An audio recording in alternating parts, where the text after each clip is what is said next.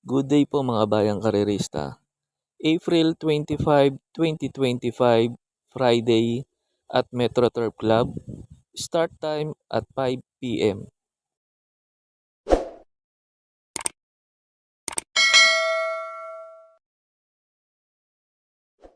Start na po tayo. Race number 1, pampremera ko po, Robotic Clay, numero 1. Ito sa tingin ko po malaki po chance nitong manalo ngayon.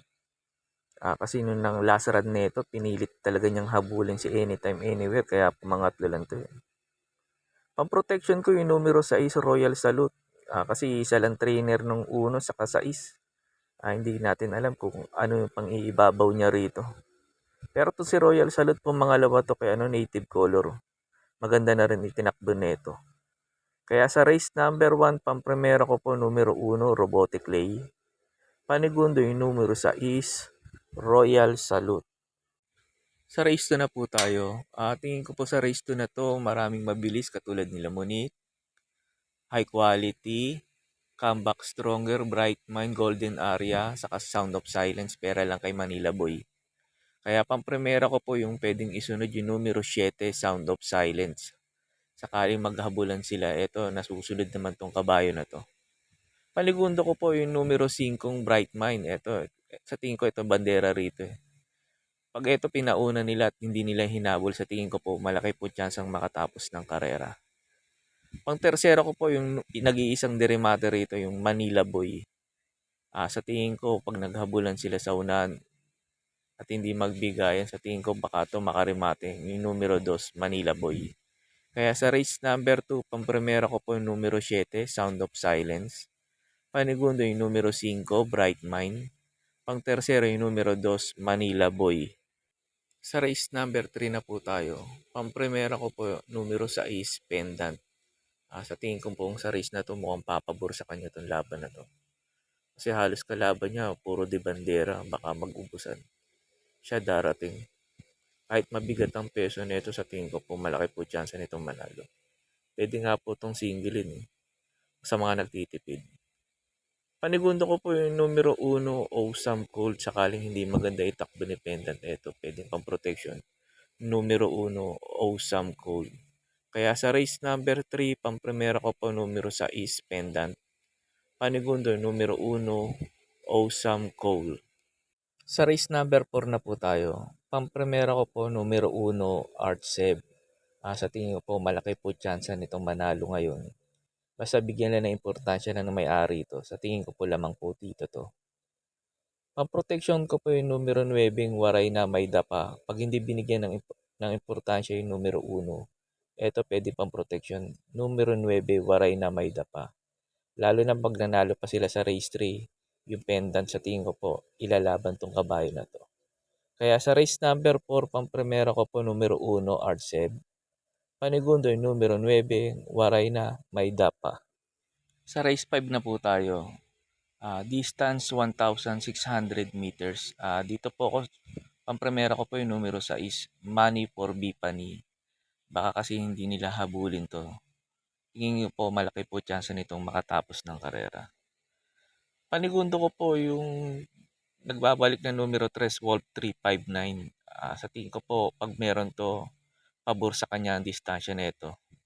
Nga pala yung nagre-request ng barrier run nito ni Wolf 359. Pagkatapos ko ng info ko dito sa race number 5, kasunod na po yung request nyo na barrier run ni Wolf 359. Kaya sa race number 5, pampremera ko po numero 6, Money for Bifani. Panigundo numero 3, Wolf 359. Racing.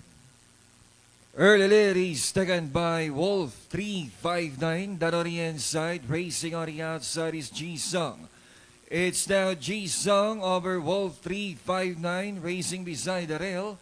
And at the back stretch, it's G-Sung now leads the field by a length over Wolf 359. Approaching the last 800, it's G-Sung still the leader over Wolf 359, now coming closer. And around the far third, it's G-Sung once again moves up to grab the lead. Is Wolf 359. It's Wolf 359, Jisung matching their strides together. Jisung, Wolf 359 still matching their strides together. 400 meters to go. It's Jisung and Wolf 359 fighting for the lead. And at the top of the stretch, keep on matching their strides. Jisung and Wolf 359 that on the inside. It's Jisung, Wolf 359. Jisung leads by a watt ahead over Wolf 359. Jisung, Wolf 359. And finally, a close finish between Jisung, Wolf 359. Sa race number 6 na po tayo. Pampremera ko po yung numero 12, Blue Thunder. Ito maganda position niya ngayon, last to enter. Tapos cambio pa Hinete, binalik na kay JT Pabilik. Nakaraan kasi PO Repe, kaya hindi ganong maganda tinakbo nito.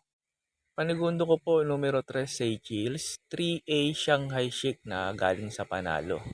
Tingin ko po malaki rin po chance nitong manalo rito. Nag-uumento na kasi itong numero 3 na 3A na to si Shanghai Chic. Pantersero ko po yung numero 1, Malibo Princess. Ito laging bitin lang ang remate na ito. Pag ito nakasabay kaagad at nakalapit sa unahan, sa tingin ko po, malaki na po chance na rin itong manalo. Kaya sa race number 6, pampremera ko po numero 12, Blue Thunder. Panigundo numero 3, Seychelles, 3A Shanghai Chic. Pantersero yung numero 1, Malibo Princess. Sa last race na po tayo, bago nga pala ako magbigay ng info ko dito sa last race, makikiusap po sana ako sa inyo na sana po mag-subscribe po kayo sa YouTube channel ko at pakitap na rin po yung notification bell para updated po kayo tuwing mag-upload po ako ng mga info ko. Arnel Racing Tips, maraming salamat po. Sa last race na po tayo, pampremera ko po numero 10, Johnny Bunny. Panigundo yung numero 6, Oktubre 14. Pangtersero yung numero 7, Advocacy. 7A, Makarit. Yun lang po, and good luck and happy racing po mga bayang karerista.